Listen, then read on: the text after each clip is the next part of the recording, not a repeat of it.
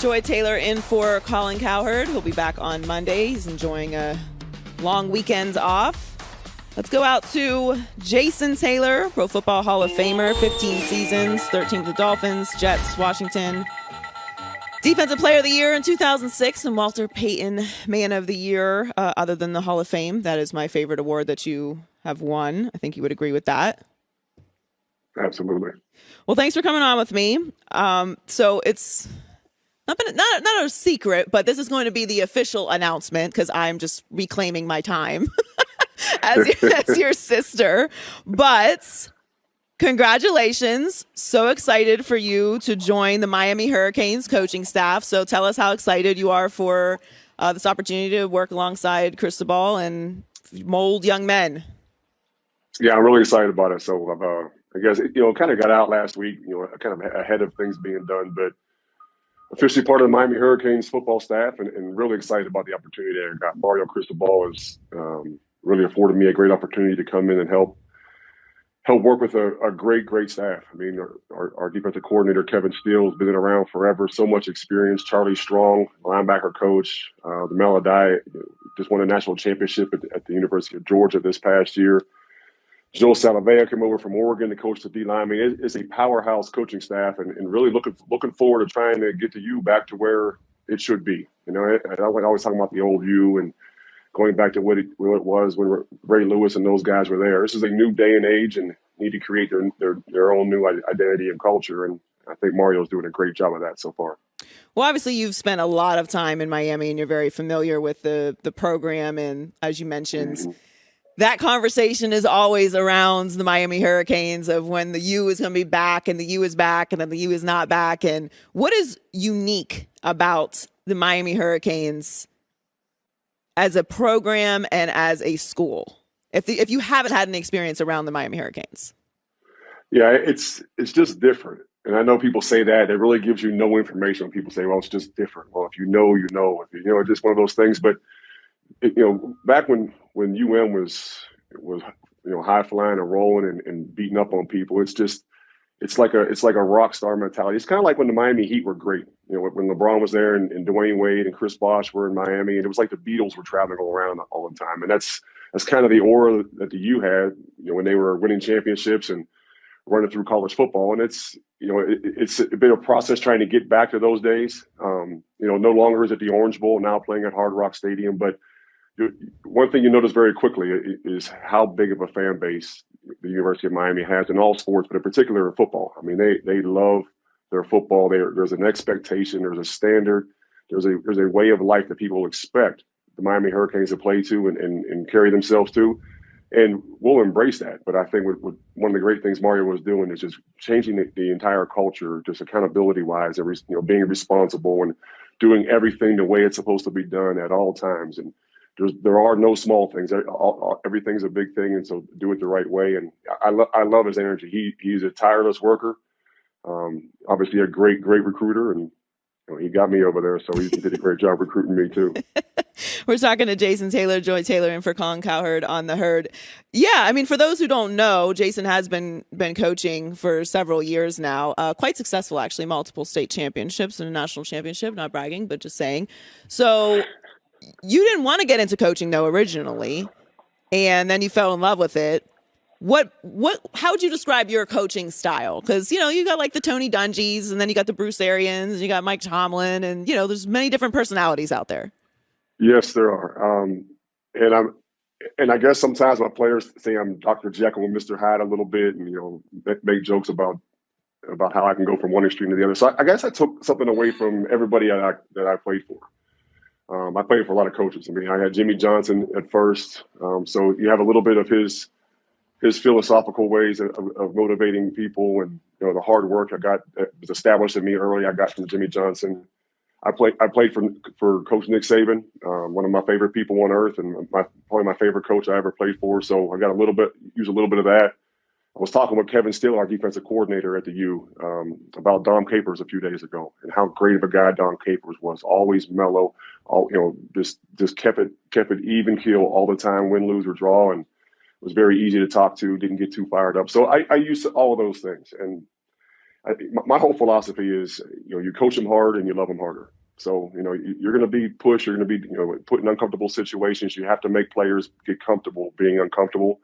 It can't just be, people say a player's coach. Well, a player's coach isn't just a buddy of yours. It makes it easy. You could be a player's coach, but also be demanding, hold people accountable, hold people to that standard you need to work to. But one of the things I learned about kids, coaching in college or coaching in high school for the last 5 years, and then youth league before that, you come in with this resume of, oh, he played in the NFL, he's a Hall of Famer, he's this, he's that. I'm a firm believer in, they don't care what you know until they know that you care. So when you can create those personal relationships with people, with the players and the coaches in the building, when you can create that trust and respect, then they just start to become sponges and want to learn everything they can from you. Mood swings? You? Who said that? That's shocking. Hey, I know you're not talking now. I'm not moody. I learned it from you. Jason Taylor on the herd with us right now. Well, you mentioned Jimmy Johnson, who's a colleague of ours here. He introduced you at the Hall of Fame.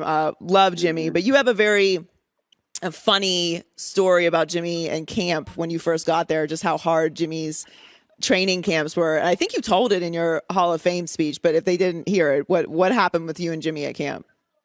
So, I get there in 1997 as a rookie, and that's the old NFL. And I hate saying that because you feel like an old person when you do that. But, the old NFL with 2-a-days, padded practices twice a day. We had 21, I think, 2-a-days my first year, and it was just hard. And I'm a very mentally tough person, work hard. I usually don't get crushed by a lot of things, but we're 3 or 4 days in the training camp and doing these 2-a-days, and the rookies have to get up an hour earlier than everybody else to get taped and dressed. So you're out of the way. They don't want to see you. You got to eat before everybody gets to the building. So you're getting there at 6 a.m, getting to bed at 10:30 at night, 11 o'clock at night. And after 3 or 4 days, I literally thought, if I close my eyes and go to sleep, I'm not going to wake up. Like, I'll never wake up. My body's going to shut down and I'm going to die in my sleep. And I just can't do this. So I called my mom. She's like, oh, all excited. Oh, how's it going? How's training camp? I'm so excited. I'm like, Mom, I know I've had this dream for so long to get here, but I seriously don't think this is for me. I cannot survive. This is inhumane. What is going on right now? I seriously, I wanted to cry. And I was deathly afraid to close my eyes. And then she, in our mom's tough, loving way, told me to shut the hell up and go to bed and get up in the morning and go to work. And I swear I went to bed that night. I said a prayer. I was like, I just, please let me wake up in the morning, because I really thought my body was going to shut down. I came in the next morning and coach asked me how I felt. Of course, as a rookie, you're allowed to coaching up and tell me you feel like crap. So I'm like, coach, I'm ready to go. Let's do it. And thank God I got through that training camp. But that really set the tone for the way my career was going to be in the NFL, and establishing that work ethic, that standard, that competitive nature, the competitive drive, and everything we do, we competed. Under Jimmy, we competed every single day, and it was the absolute best. Well, sticking with the NFL, it was a trade yesterday, Khalil Mack to the Chargers. He's obviously an incredible player. What kind of impact do you think he's going to have there? Khalil Mack's a dude. He is, and I think it'll be good for him to get out of Chicago. A change of scenery.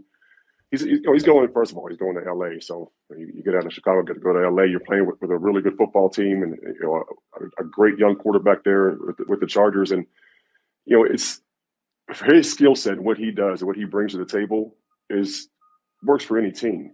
But when you're in Chicago, they're struggling to score points. They weren't very good. You don't get the full Khalil Mack experience. And I think being able to play with a lead, playing for a team that can throw the ball around and score some points, and let him get back on the edge and get that swag going back and dominate in the NFL. He is a talented guy. I was very surprised when he first left Oakland, or I think it was Oakland at the time, when he went to Chicago. But I think he's in a good spot, and it makes an already tough division even more competitive. Well, thanks for coming on with us, Jason. Congratulations again, Miami Hurricanes coaching staff with Mario Cristobal. I've always loved the U. Even though I went to Barry, we didn't have a football team, so I could just, have my allegiances there. But I'm very excited. I'm very excited with what Cristobal is building there. Colin and I always say the Miami Hurricanes and USC, when they're viable, when they're relevant, college football is a different scene. So I'm very excited to see what you guys do there. Thank you. Love you. Have a great weekend. Thank you very much. I love you too, and I'm very, very proud of you. Listen, I'm out on the road right now in Arizona, and people are everywhere I go. I am no longer Jason Taylor. I am Joy Taylor's brother, and I absolutely love it. You keep kicking butt. Keep kicking butt. Thanks, Jason. All right. I'm very, very excited about that. It's been very difficult to keep it under wraps. I'm like ignoring people, getting text messages like, oh, I didn't see that. But I'm very, very happy for him. And I mean, listen, Colin and I, naturally the U, Colin USC, Lincoln Riley just got like a $17 million house. Did you see that? I heard you guys talk about it. Woo, Lord. Good for you, man. Welcome to LA. Can't get that in Oklahoma. Welcome to LA. I'm not going to pick on Oklahoma. I'm not going to do that. It's something about this C. As soon as I get over here, I start picking on Oklahoma. Hi, everybody. Thanks for watching. Subscribe here to get the latest from the show. Also, be sure to check out more of the best clips from The Herd or go watch a few segments from other shows on FS1.